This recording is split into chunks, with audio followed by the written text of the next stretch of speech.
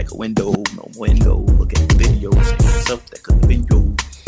Because they're like, this is Sanya On-Air. And everybody on the East Coast calls me Don. I'm like, what is Don? My mom thought I was on Long Island, but I was at Howard Homecoming. Ready? Turn it up. Let's go.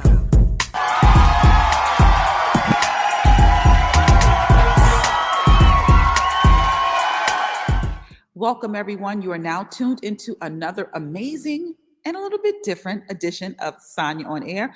I'm your host, SanyaHudson Payne. And how do I start off each and every single show? You guessed it. I have another great show for you. Now, this show is going to be just a little bit different. Now, as you can see, I'm not in my Sanya On-Air studio. I am in a high school auditorium.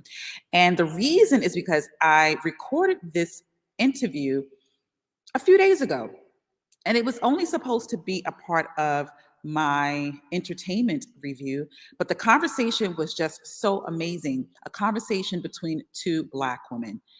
Don't you just love a conversation, a meaningful conversation between two Black women, unpacking the culture, unpacking our place in media, unpacking, did Biggie Smalls really deserve to be honored on the Empire State Building?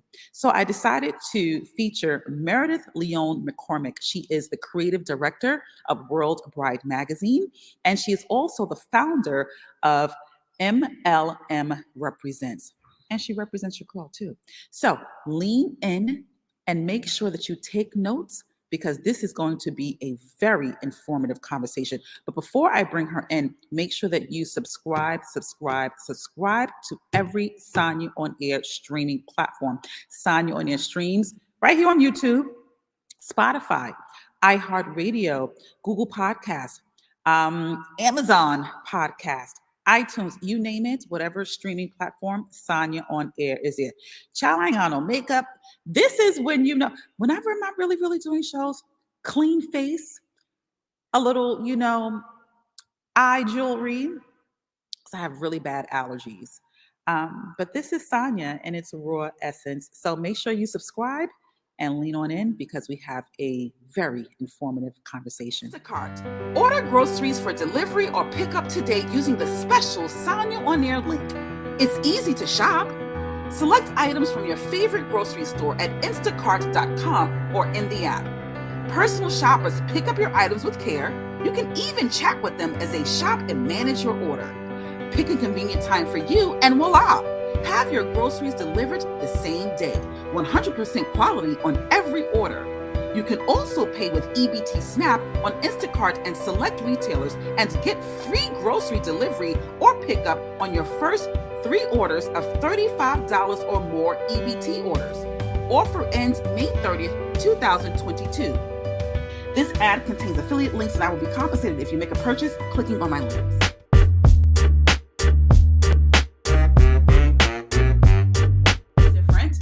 I have none other than Myrdith Leon-McCormack. She is the creative director and founder of World Bride magazine and also the founder of WLM Represents. And she represents me, your girl. No, MLM Represents. I said WLM? Yeah. And I wrote It's okay. Here we go.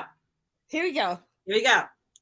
And just as I promised to you earlier on in the show, today's entertainment review will be a little bit different. I have none other than Myrdith Leon-McCormack. She is the creative director of World Bride magazine and also the founder of MLM Represents. Myrdith, how are you? I'm wonderful, Miss Sanya. And also what I didn't include, absent-mindedly, is that you also represent me. And this is the conversation that I really want to have just about the space that Black women are navigating in media. I want us to talk about our experiences. They may be shared, they may be different, but because social media and this whole digital space is kind of reshaping itself, reimagining itself, there are girls who look just like us, who are leaning in closely to say, okay, let me avoid that stumbling block. Let me show up in that space a little bit differently. So I just want us to really have an authentic conversation, because someone's leaning in and someone needs to know.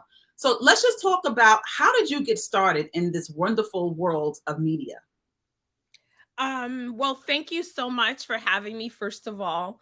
And second, it's an honor to represent you because I am a huge fan of you, your work, and the conversations that you have highlighting the positive aspects and private aspects of celebrities and letting them hear, letting the public hear it from their own mouth and not from a paparazzi perspective where people can perceive, untold stories. So bravo, bravo.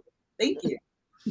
So what brought me in the space was purely accidental, from the perspective of I never initially went to school for it. I didn't plan it out. Oh, I'm going to be a journalist. I'm going to be a storyteller. I always knew I wanted to be in fashion, but I didn't know in what end. So for me, once I was in the space of fashion, when I started out, I was a celebrity manicurist and got into fashion producing and just working with a lot of celebrities from the print and commercial aspect of it behind the camera.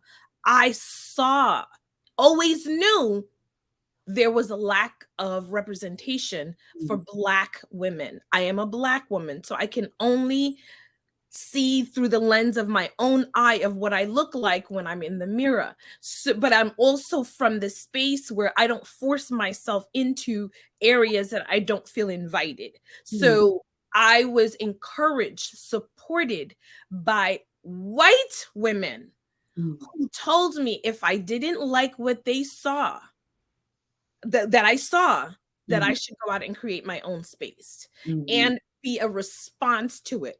They weren't being negative. They weren't being nasty to me. They were being encouraging to me because they felt that I had something to say. And that's what brought me into this space. And I went to school after being married, after having children, and went to New York Technical College downtown in Brooklyn and started taking classes on fashion journalism, writing courses. Then I went to FIT. So those are the accidental things that kept happening, which weren't really accidental because I asked it in the universe and the universe responded to me. And then I got the opportunity to write for nail magazines. And then I got the opportunity to write for Huffington Post, which again reaffirmed to me that I belonged in this space, but I just wanted to do it on my terms. Got it. Got it. There was something that you mentioned. It resonated with me when you decided to pivot. When someone said, if you are unhappy with the things that you are seeing, create your own space. And you said that was given to you. Those words of advice were given to you by white women. So you didn't receive those type of words from Black women?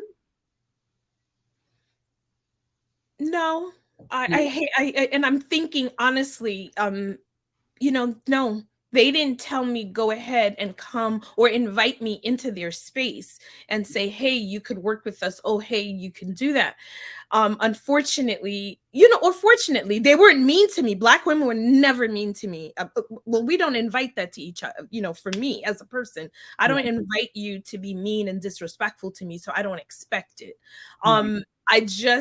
I think they probably felt that I was just an admirer and happy in the space that I was in, how they met me as a manicurist, and that was it. And they left me there.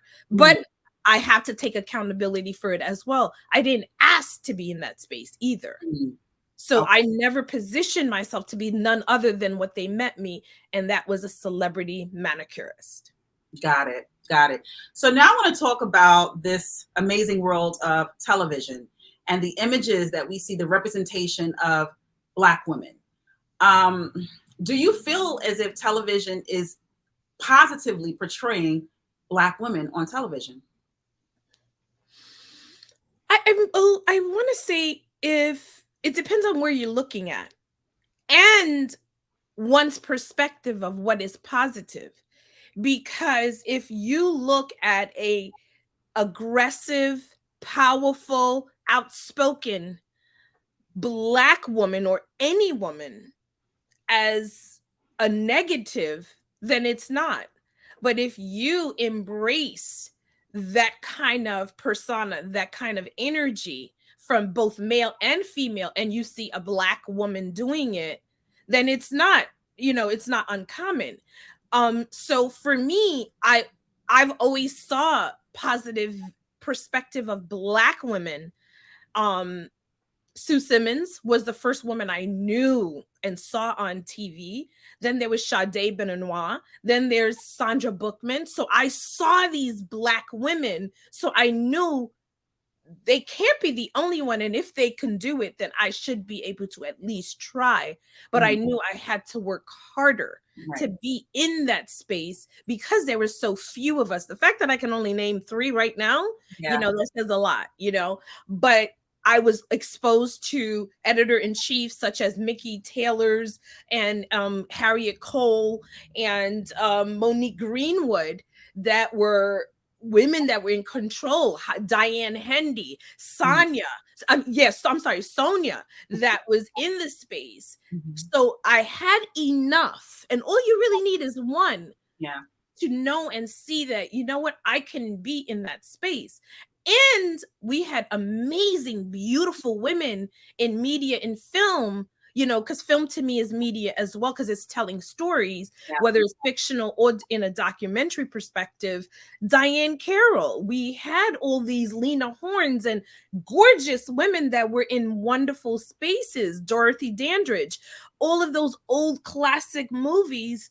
But it is up to us to examine who's telling the stories and how is it being portrayed, and is there a balance in the universe of all of the dimensions of Black women. And you mentioned some very influential Black women, women that I'm definitely familiar with. But if I were to roll off those names to a younger audience, let's say a Black girl who is 22 or 25, they won't know those names. So do you think a Black girl who is 20 to, let's say, 25 years old has enough positive images on television so that she can now look at her daughter and say, I can roll off these names of positive images? The worlds are different. Would you agree or disagree? Oh, absolutely. It's 1000%. But you and I are both parents. We literally have children. We have daughters. We both have daughters. It is our responsibility to expose our daughters, our sons, my sons, to the images that I want them to see. Like for me, no disrespect for all the firsts, but what the problem I have with that being the first, it's 2022. Why are we just having first? Why are we celebrating that? Like, oh my God. No, it should be like, oh my God, aren't you embarrassed that it took us this long? And you kept telling me there wasn't a problem. You told me that that you were not being racist, or racism had nothing to do. Discrimination had nothing to do. My skin color had nothing to do with why I wasn't appointed, or my mother wasn't appointed, or my grandmother wasn't appointed. But yet, the things that capture headlines is the first Black woman, the first Black male, the first Black. Why is that making headlines if racism or discrimination didn't exist based on skin color and race? So to me, that we have to look at both sides. One, how did we mothers, women, Black women, allow this to continue to happen? And why do we need to wait for other races or those in power to grant us permission to be in these spaces? So it goes both ways for me. That's just my perspective. It does. And, I think that our generation needs to, and the older generation needs to take accountability. There's definitely been a dropping of the baton.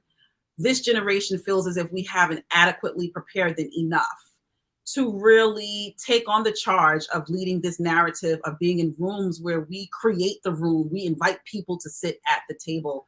So there's definitely been a disconnect. But I want to transition into another topic. Today, we're both from Brooklyn, New York.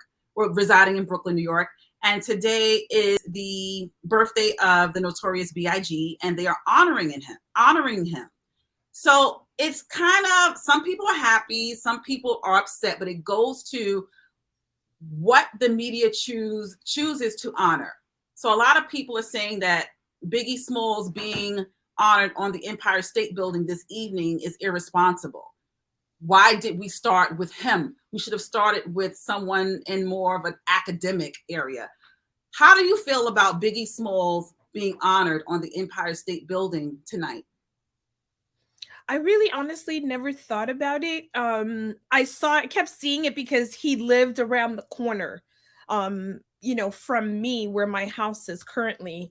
And I had connections with him through through his mother, Miss Viola. So I had a relationship with her. I knew his daughter, China. I knew Faith Evans. So I've always had, and Kim, little Kim as well. So I've worked with them. I had spats of him. Of course, we all grew up with that music. You can't deny that at all. But, like you said, why do we choose him? We have to examine that. Why we didn't choose him. The powers that be chose him. The question should be geared towards them. Why did you choose him? What happened to Harry Belafonte? What happened to the Ron Carters? What happened to all these others that did great music that could have been honored? Why did you choose him? That's the conversation that needs to be had. They chose him. They okayed that. I don't own the Empire State Building. Right. I don't choose who gets lit up and anything else. So that can't be a question for us to answer, and being irresponsible. I don't know what that means. Irresponsible. He was a musician, his music impacted a community, and it so happens that, not even a community. We're talking about community as a planet, as a whole. He is globally recognized. So you can't deny his existence and the impact he had in the music, in the entertainment world. And his music, his style, his living, and his death became global news. So the media, we have to remember, the media is a business. It's a money-making machine.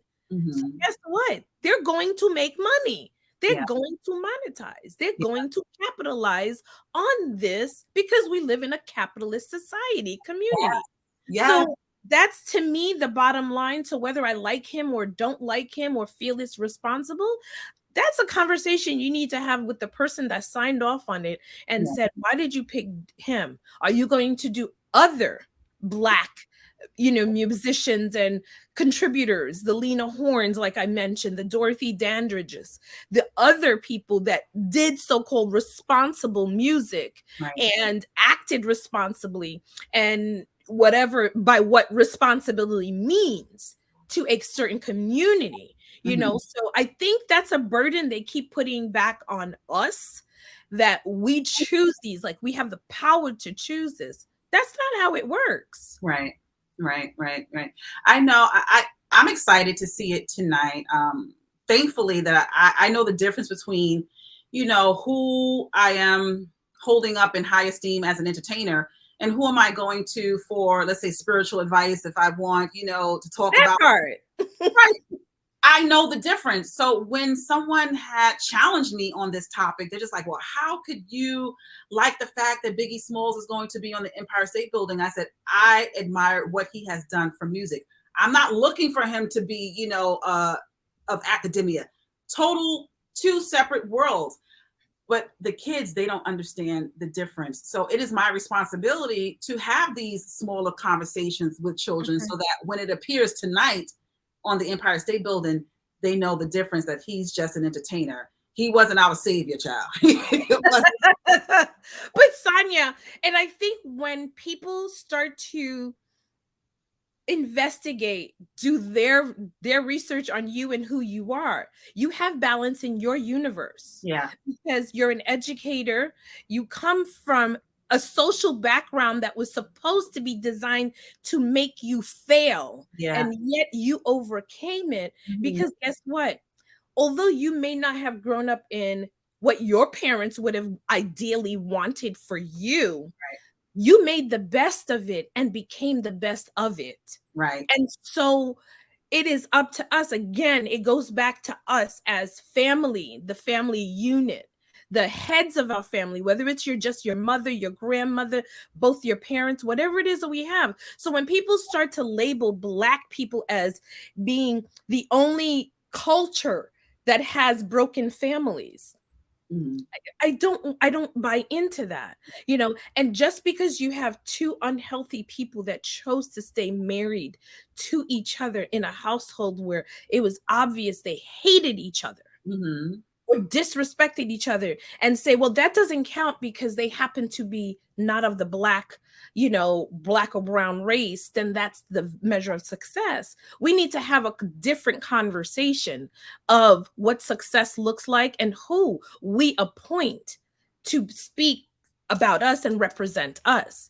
Okay. That's the reason why women in media, we decide to tell our version of the stories. We narrate our own stories. I'm not waiting for NBC, ABC, Condé Nast to give me permission. It would be nice if you would make us a partner in it to help you narrate the variety of stories that Black and brown people have to tell. But if I wait for you, my turn will never come in this lifetime. Maybe in my great-grandchildren, but not in my lifetime. But not every content creator is as strong as you and I, where we can stand in our truth. What advice do you have for any content creator who is thinking about, should I create irresponsible content or should I create responsible content? Because I know the responsible content, it might not get as much engagement. What advice would you have for them? It's so funny you asked that question because we talk about that all the time. We talked about it before a certain member which just passed away because of his controversial perspective became very popular and was trending while he was alive. And his death has exposed so many cracks in it that was there before he passed away, but nobody had the courage to say anything, or even if they did have the courage, and I've listened to it, people didn't want to be in that uncomfortable position of being humiliated publicly and to deal with the comeback. And then he had enough following that literally challenged and upheld that kind of toxic behavior, or but there was, not to say that there wasn't any truth to any of the things that he said. Now, responsibility comes to us as individuals. What makes you go to sleep at night isn't the same tune that I go to sleep at night. My relationship with God is different from your relationship with God. My perception of responsibility and to my community, to my children, and to how others perceive me is completely different than yours. So I'm going to handle it differently.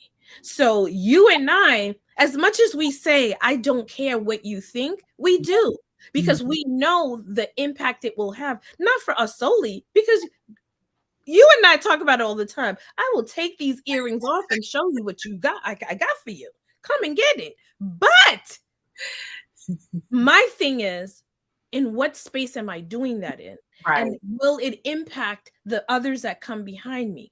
Will they do enough research to look and investigate and see, okay, what brought her to that space? Why the reaction? No, people only see the last 30 seconds of taking off of my earrings. The highlight reel, that's all. The hands. Come on, don't do that. So responsible content is up to the individual, because that's that freedom of speech, that we all want to hold on to until it impacts you personally. Until it impacts your mama, your kids, your money. People need to understand freedom of speech ain't free. It is not. It comes with a cost. It has Are you prepared to pay for it? And as it is being investigated now, with the rapper, I don't follow it in detail, so I don't know what I'm talking about. But the little bits that I am getting is his words, the lyrics to his music is being used against him to indict him for certain things. But yet other people get to say whatever they want on other topics that are just as detrimental. And yet who gets passes? So, I've been told a lot of the time I'm very black and white.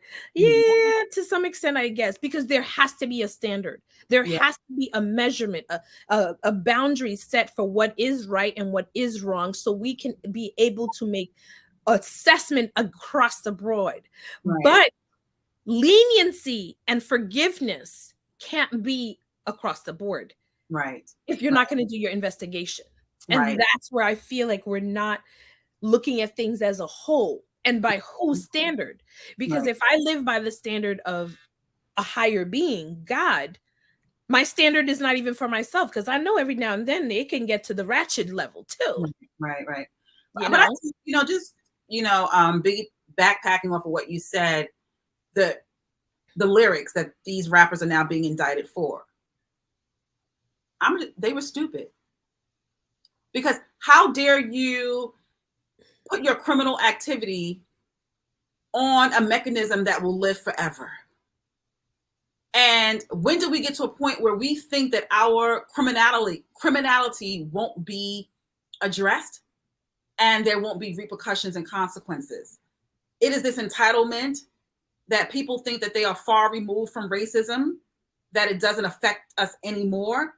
These children, this youth, they're thinking that the civil rights movement happened years and centuries ago. No, go talk to your grandmother and she's going to tell you about how, she probably had to drink from the Black only water fountain. So we are not far removed from being discriminated against. So for these youth to think that they can do things and say things and there are no repercussions, what happened to the accountability that they don't understand?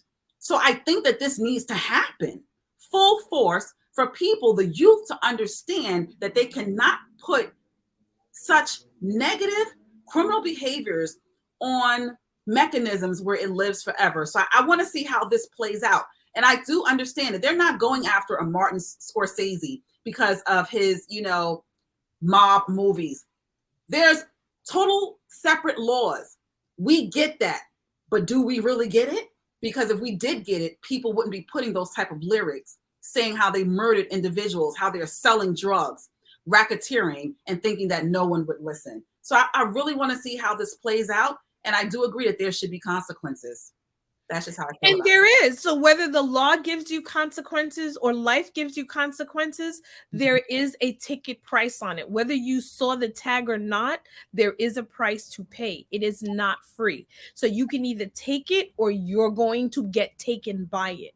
But at the same time, social media has empowered people to do whatever they want.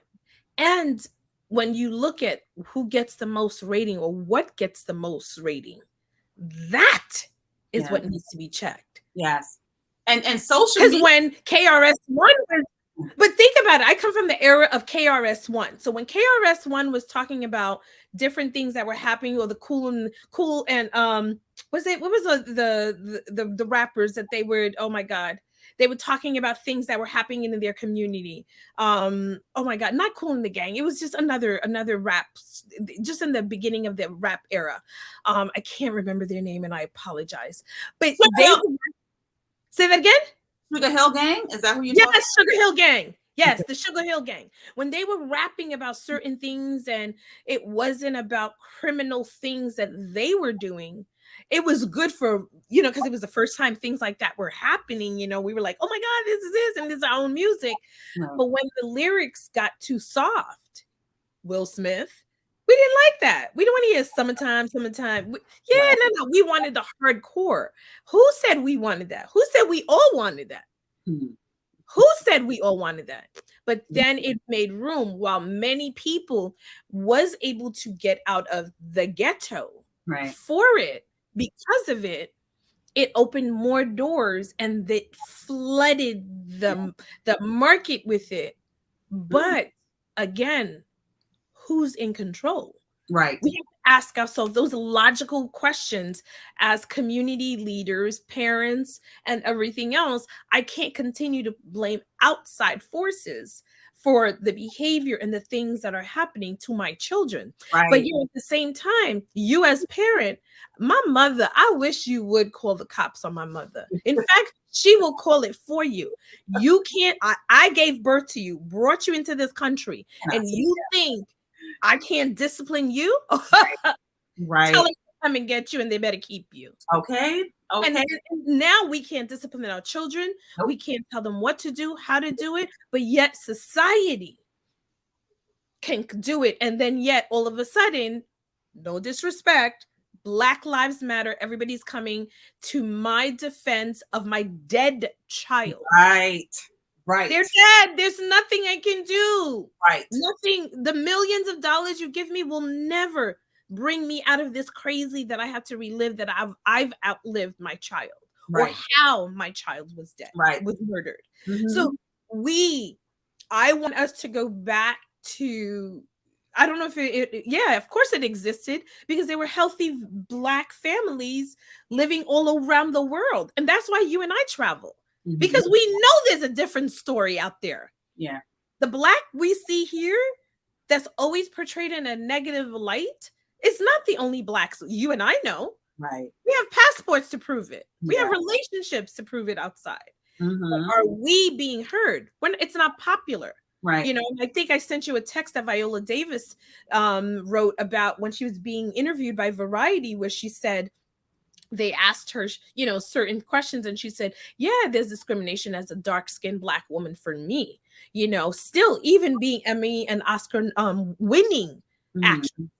But yet, if I say I want to make a gang-banging mother that survived, that I'll get that movie made. But if I want to show that I'm from Nice and I want to discover that I'm a Black woman and I want to go to Nice and I want to discover myself and find wines and whatever, they're gonna be like, yeah, that's not realistic enough. Right. Right. They don't know me and you. Right. Right. I know. I remember a point in time where I wanted to open up my own high school, and I went in front of the SUNY board, and I had to pitch, what the curriculum would be, the design of the entire school. And it was to really empower children of color. And wow. Yeah. The SUNY board looked at me and they said, we get what you're trying to do with Black youth, but we have to say we think it's too ambitious. I said, excuse me? Oh, yeah, we think it's too ambitious. We don't really think that you could do those things. You. Yeah. And the emphasis was on you. Yes. Because now there's charter schools by rich, wealthy corporations or individuals that have popped up in communities. And that's looked upon as, guess what? They're giving back to the community. Yep. Mm-hmm. But if you, as a Black woman, want to save your own people, it can't be done. Because you wouldn't get the support and the backing. Right. Right. It's a whole game. And I'm glad that we had this conversation, unpacking, the different rooms that you may think looks one way, but because we've been in the rooms, we're telling you how to navigate through the smoke and mirrors. And then what's going to evolve into something greater that I want people to be mindful of, because social media is sort of like the devil's playground. They are now reimagining that with the metaverse. Have you heard about that? Yes. Metaverse? People are now saying they're being raped in the metaverse. This is a false reality that people are now buying stocks into. I even heard that in the metaverse, there is a celebrity trying to redesign Madison Square Garden so that they can have concerts in the metaverse. So they're creating this alternate world for us to live in. If we're not functioning responsibly in our current world, imagine what's going to happen in this metaverse. And I just want to make sure that everyone just has the right resources and tools and the responsible network like you and I to show up in these spaces. Myrdith, do you have any last remarks that you would like to leave with my audience? I just want us to do our homework and do our due diligence to make sure that we support positive storytelling, journalism that's out there. And it's not a black and white thing, but look for all truth. If you're looking for truth, it makes it kind of difficult for you to be fooled by any of the shenanigans that are out there, you know? And if those stories, you know, that make you feel good, is that what you want?